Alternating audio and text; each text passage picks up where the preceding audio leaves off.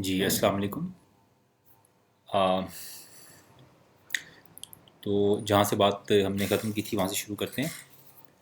तो अब इस एप्लीकेशन के अंदर आ, कुछ इम्प्रूवमेंट्स की गुंजाइश मौजूद है। तो हम ज़रा देख लेते हैं कि आ, जो अभी की एप्लीकेशन है इसमें क्या मज़ीद इम्प्रूवमेंट्स की जा सकती हैं। तो अब हमने इसको प्ले किया और एग्ज़ीक्यूट करने के बाद इस साउंड को हम प्ले करते हैं।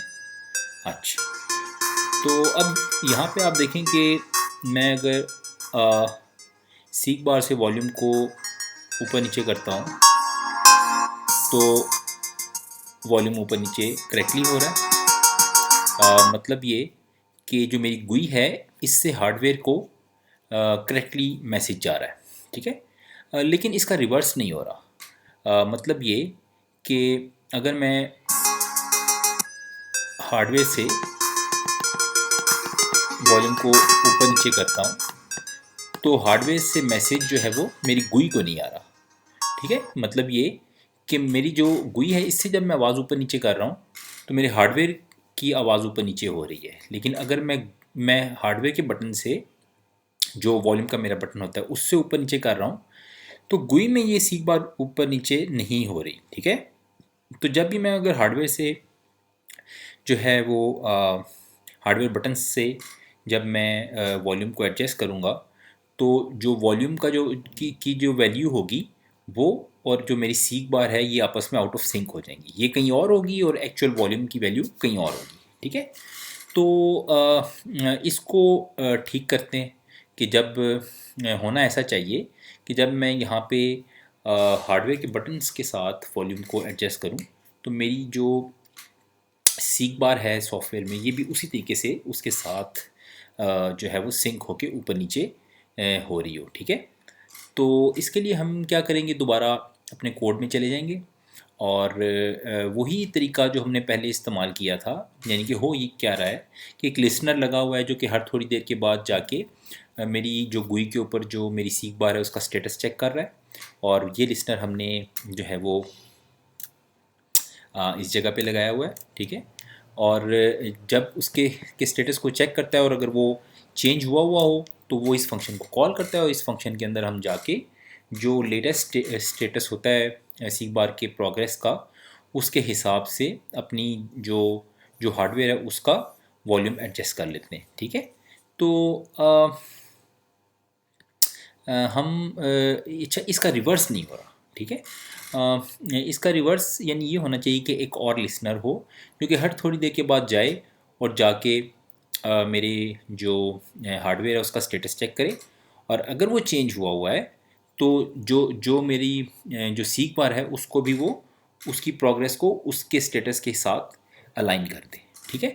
तो एक टाइमर हमने ऑलरेडी लगाया हुआ है यहाँ पे और ये हर 500 मिली सेकेंड के बाद ये रन हो रहा है। तो हम क्या करते हैं कि इसी के अंदर जाके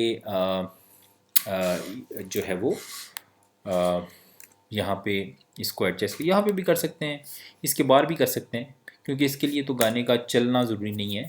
तो यानी हर 500 मिली सेकेंड के बाद हम क्या करेंगे, हम जो है वो अपनी जो हार्डवेयर जो हमारे पास है जिसका हमने ये ऊपर ऑडियो मैनेजर हमने बनाया हुआ है। ठीक है। इसको हमने क्या किया हुआ था, ऑडियो मैनेजर को हमने गेट सिस्टम सर्विसेज करके यहाँ पे हमने जो थी वो ऑडियो सर्विस के साथ इसको जोड़ा हुआ था। ठीक है। तो हम करेंगे ये कि यहाँ पे ये जो गाने का करंट वॉल्यूम है इसी वेरिएबल को अगर मैं यहाँ से हटा दूँ, इसकी डिक्लेरेशन को कंट्रोल सी। ठीक है। और इसको यहाँ पे आके इसको मैं ग्लोबल कर दूँ, इसको कर लेते हैं यहाँ पे लेट्स से 0। ठीक है। और फिर हम ये करेंगे कि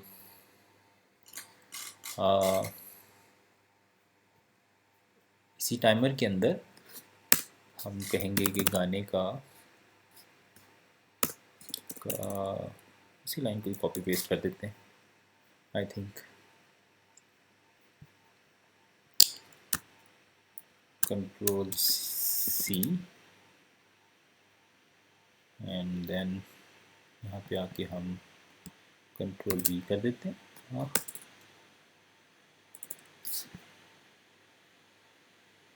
सॉरी, यहाँ पे हम इसको कमांड C, ठीक है, और फिर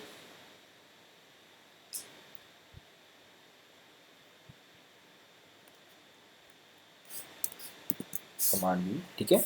अब ये क्या कर रहे हैं, ये हर 500 मिलीसेकंड के बाद जो है वो देख रहा है कि मेरी म्यूज़िक का जो करंट वॉल्यूम है वो क्या है, और क्या कर रहा है कि इसी को जाके हम जो है वो अपनी सीख बार का की जो प्रोग्रेस है उसके बराबर कर देंगे, ठीक है, यानी सीख बार की प्रोग्रेस को उसके बराबर कर देंगे, ठीक है। और सीख बार की हमारी ग्लोबल है तो लिहाजा यानी बेसिकली क्लास वेरिएबल है तो लिहाजा इसको हम यहाँ पे सेट कर सकते हैं, ठीक है। अच्छा, इससे होगा ये कि हर 500 मिलीसेकंड के बाद ये जाएगा और मेरी जो म्यूज़िक स्ट्रीम है उसका वॉल्यूम, उसका जो स्टेटस है, उसका वॉल्यूम के स्टेटस वो चेक करेगा और फिर प्रोग्रेस जो मेरी सीख बार है उसकी प्रोग्रेस को उसके बराबर जाके सेट कर देगा। ये करके हम क्या करते हैं कि इसको ज़रा चला देते हैं, ठीक है, और देखते हैं कि कोई एरर तो नहीं आया इसके अंदर।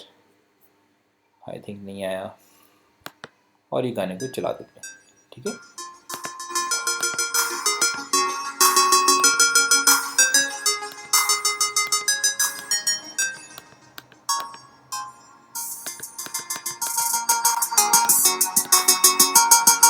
ठीक है, तो इससे हमारा ये मसला हल हो गया।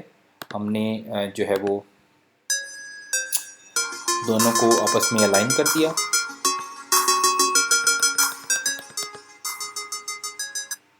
ठीक है, तो इससे ये हुआ कि अब हार्डवेयर से मैसेज मेरी GUI को भी सक्सेसफुली आने लग गया, ठीक है। तो लिहाजा ये मसला भी हल हो गया।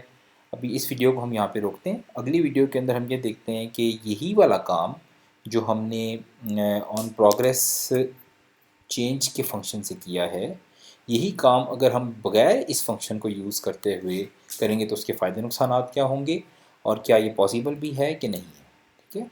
तो इस वीडियो के लिए अल्लाह हाफिज़।